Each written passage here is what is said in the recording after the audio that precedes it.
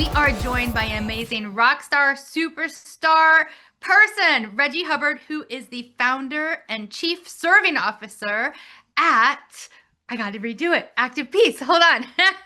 All right, I'm putting it over here. Welcome back to Breaking Through with me, Kristen Rao Finkbeiner, powered by Moms Rising. We are joined by a superstar leader, a superstar organizer, a superstar lifter, Reggie Hubbard, who is the Chief Serving Officer and founder of Active Peace. Welcome, Reggie. Good to see you as always. Peace be with you. You too. I want to talk with you about healthcare and peace. Mhm. Healthcare and peace. We're doing a healthcare takeover of the radio show this week. We're doing all healthcare all the time because healthcare is under threat. We've got Donald Trump and Republican leaders in Congress just absolutely cutting healthcare, cutting Medicaid by over $100 Again, million, and then suggesting that we cut it again. Why is access to healthcare and knowing that you have access to healthcare part of active peace? so you may know this, but we definitely haven't talked about it. 2 years ago on April 1st, I had a stroke and almost left us, honestly. And the access to care, the quality and continuity of care, not just at the inception of the stroke, but once you have the stroke and then there's everything that happens afterwards, right? So was able to be admitted to the hospital. My stroke happened in South Carolina, and I live in Maryland and Virginia and Washington, D.C. So the DMV is where my insurance network is. Because of the Affordable Care Act, Blue Cross Blue Shield South Carolina and Blue Cross Blue Shield Maryland talk. So my $65,000 stroke, I paid $2,400 out of pocket for it. So healthcare is important. One, because like I survived the stroke, but in the back of my mind, I was like, how am I gonna pay for this shit, right? And so like, because I'm a contractor, I have my own business, right? Like, so I mean, I still have a lot of influence in certain circles, but I run my own shingle, and so to know that I could go to the hospital during the stroke. Then afterwards, I had access to quality care for acute recovery, and then the duration of recovery afterwards gave me such peace of mind that I could focus on my recovery as opposed of you know what I mean? So instead of being lost in the sauce of like, how am I going to pay for this? Having healthcare and affordable healthcare, because I live in Maryland, so shout out to the Maryland Exchange. Um, on the Democratic Party in Maryland, I didn't have all of the worries that a lot of people have now of can I afford it? Like, can I even go to the doctor? If I do go to the doctor, can I afford it? And if something happens to me, if the unthinkable happens to me, what will I do? All of those things I didn't really have to worry about. It's so important. And I just want to say, I'm so glad you're still here, Reggie. I'm so glad that you got access to healthcare. I'm so glad you got access to, healthcare after you had the critical moment to continue Yeah, recovery over time. I'm just so thankful. same. Um, when we're talking about healthcare, you mentioned the Affordable Care Act and the exchanges. And Yeah, what a lot of people don't realize is that the American healthcare system is not so much a system as a patchwork. We've got correct. Medicaid, we've got Medicare, we've got the Affordable Care Act, which is also known as the ACA, which is also known as the exchanges. And in fact, those are titled something different in every state. Every So state. the Yep. Affordable Care Act has a different name in every state. In Washington State, it's Apple Care. I've heard all kinds of different names for the Affordable Care Act. Similarly, Medicaid and Medicare often have different names in different Right. states. So people don't often realize how tied together our patchwork healthcare system is with what happens in Washington, D.C. Because a lot Right. of the funds from those programs, in fact, most of them do come from Washington, D.C. to the states where they have localized state program titles, but not as much localized state funding. So in this context, we have the Affordable Care Act, which was passed over a decade ago and brought access to affordable health care to tens of millions of people, like 40 million people. Absolutely. And then it also did these incredible consumer protections like you couldn't be denied healthcare due to a pre-existing condition, which could be just about anything before they passed the Affordable Care Act. In some instance, it was like if your gender was a woman because they You're were a worried woman, you're going to right? have a Yeah, baby, yeah, that was a pre-existing condition. Like, what the heck? It could be if right. you have asthma, which 1 in 10 people, including me, have, then it could be a pre-existing condition. If you've had a stroke, that could be a pre-existing condition. They could just make it up. And then Yeah, the other thing that it had before the Affordable Care Act was lifetime limits on coverage, which yeah, made a lifetime limit on actually living for many people with a chronic condition, totally. which is horrible.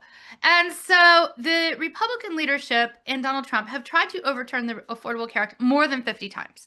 We have risen up together, Moms Rising organizations, we've worked with you, and we've Yeah, saved the Affordable Care Act more than 50 times. Two totally. times, everybody thought we were going to lose because there was a Hmm. Republican leadership in the House, the Senate, and the Oval Office who all thought they could take it out, but we won against all odds. Yeah, Now we're in another situation. yep, It's like a level 22 situation when there's only 10 levels. And that totally. is that Republican leadership and Donald Trump want to eviscerate the Affordable Care Act by just not extending the payment Tax credits. opportunities through the tax credits Yep. that are coming to families. And people are like, oh, tax credits, that may not be a lot. Well, it's going to cause a 70% increase in costs, 90% in many rural areas in Affordable Care Act In many aided cases, it healthcare. already has. In many cases, it already Yeah. has. Yeah. Yeah. So we're in this situation where healthcare is under threat by Republican leaders. Now, Democrats need healthcare. Republicans need healthcare too. Everybody gets sick. Everybody needs to get better. What's your take on why healthcare, the Affordable Care Act, Medicaid and Medicare, is under continuous threat from Donald Trump and Republican leaders? Why is this happening? Well, I mean, I think the short answer is cruelty, right? If you are not of value to someone's worldview, then you are disposable. And if you are someone with a chronic condition, you're disposable. You can't work hard. You know what I mean? So in a capitalist system, in a capitalist mindset, and the billionaire class, not all of them. I know some good people with wealth, but I don't know many of them. So if you aren't of value to how someone with power's worldview is, then you're disposable. One, two is that sick people don't usually complain. They're too busy trying to stay alive, right? So, like, if they were to try and attack the, say, bloated military budget, people would be like, "But wait, it's national defense." But if I'm worried about just staying alive or getting to the doctor and all these other things, like, I don't have time to necessarily complain or pay attention. What they didn't anticipate necessarily is that the same grassroots fervor that we met them the last time they tried this stuff in the late teens would be met. So what they also did, as you know, is that they buried all the terrible stuff that's happening with the cuts till after the midterm election.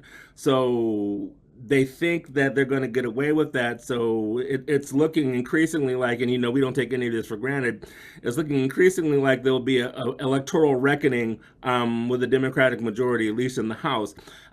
So when the bad stuff hits, they're going to blame it on Democrats, even though they wrote the bill that way.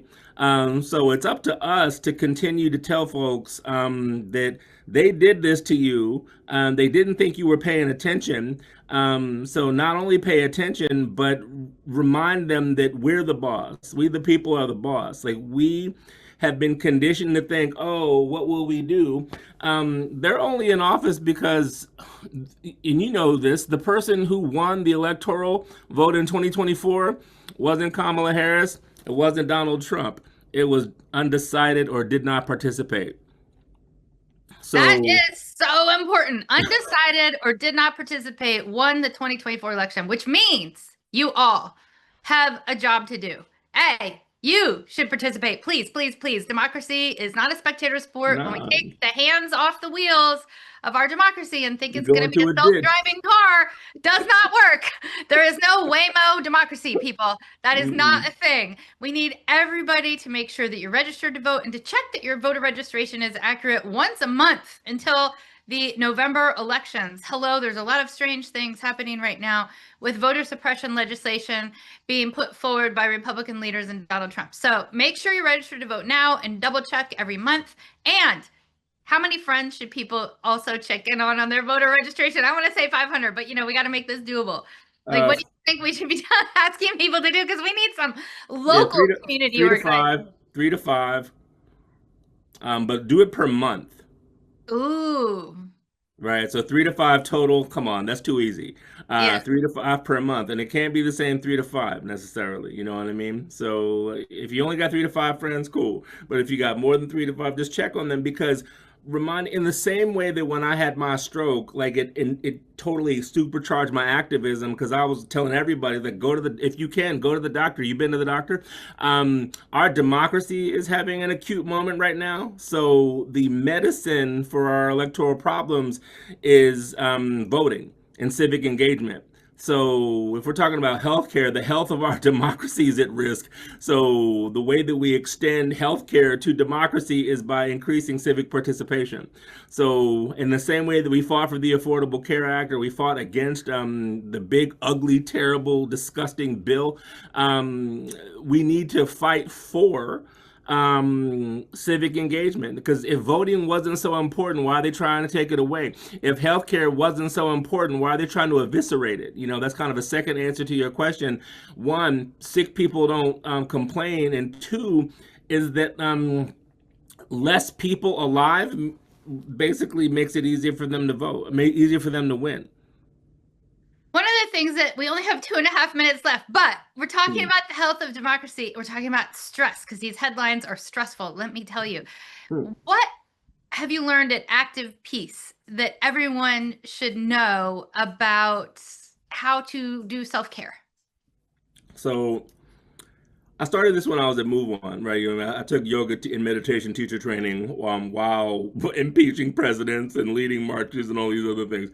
And the two things I would say are this. One, it is easier to take care of your mental health than you think, right? Most people think meditation is, oh, I need to sit in the floor in this uncomfortable thing and get my mind to stop thinking. No.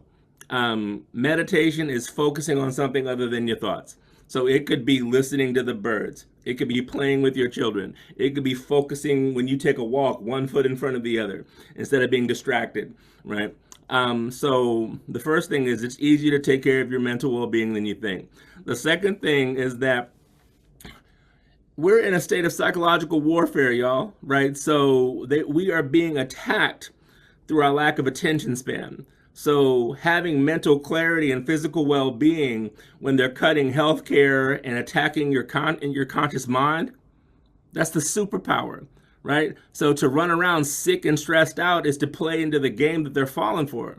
That's the trap they've laid for you. So what I've learned over the course of combining my activist practice with my teaching practice is that being of sound mind and sound body is the superpower to Project 2025 and all these other crazy Republican conservative ideals, especially as a black dude.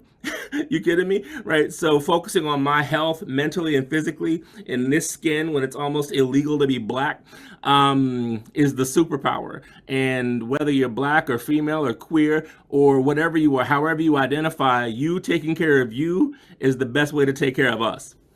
I love that so much. How can people follow Active Peace, get involved, all of that?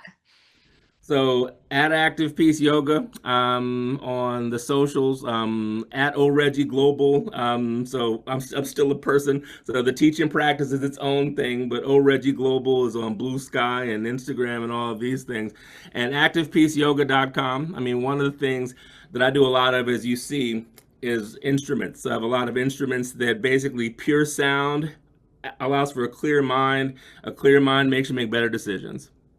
Thank you so much for being on, Reggie Hubbard. Thank you for all that you do. Thank you for sharing your story. So glad you got healthcare and you're still here. Thank you. Absolutely. Always a pleasure.